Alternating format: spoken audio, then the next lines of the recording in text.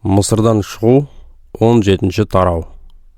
Осыдан кейін Исраил ұрым-бұтағының қауымы Син атты елсіз даладан шығып, жаратқан Иенің бұйрығымен көштерін әрі қарай жалғастырды. Олар Рефидимге жайғасты, бірақ ол жерде ауыз суы болмады. Халық Мұсаға ұрсып, «Бізге су тауып беріңдер», деп талап етті. Мұса оларға, «Сендер неге маған ұрсасыңдар?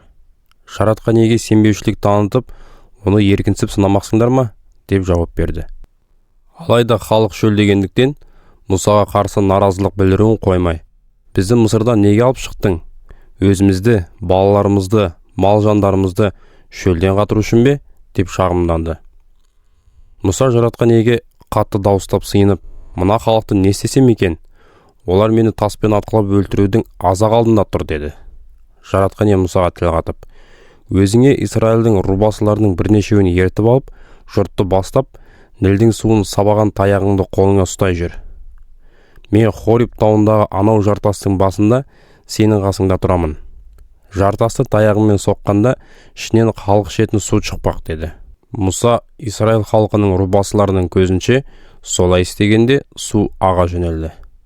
Кейін Мұса бұл жерді Маса, еркінсіп сынау, және Мериба, ұрсу деп атады. Өйткені Исраиліктер сонда оған ұрсып, жаратқан Ие арамызда жүрме, жоқ па деп Тәңір Иені еркінсіп сынаған еді.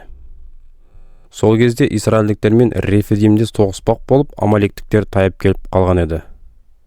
Мұса көмекшісі Ешуаға, «Жігіттерді таңдап алып, амалектіктермен шайқасуға аттан. Ертең мен Құдайдың таяғын қолыма алып, төбе басында тұрмақпын» деп бұйырды. Ешуа Мұсаның айтқандарын орындап, Амалек жасағына қарсы ұрысқа аттанып кетті. Ал Мұса Харон және Хур төбе басына шықты. Мұса қолын аспанға қарай көтерген кезде Исраил жеңіп, ал қолын төмен түсіргенде Амалек басым түсіп жатты. Бірақ Мұсаның қолдары талып қалды. Сонда Харон мен Хур үлкен тас алып келіп, соған Мұсаны отырғызды. Өздері біреуі оң жағында, екіншісі сол жағында тұрып, күн батқанша оның қолдарын сүйемелдеумен болды. Осылайша Ешуа бастаған сарбаздар өткір жүзді семсерлерімен Амалек жасағын күйретті. Содан кейін жаратқан Ие Мұсаға былай деп бұйырды: «Мынаны естелік үшін кітапқа жазып қой да, Ешуаның құлағына құя бер. Мен аспан астынан Амалектің атын бір жолы өшіріп тастаймын». Мұса сол жерде құрбандық ұсынатын орын салып, оны біздің туымыз жаратқан Ие деп атады. Жаратқан Иенің тағына қарай қолдарымыз созылған еді.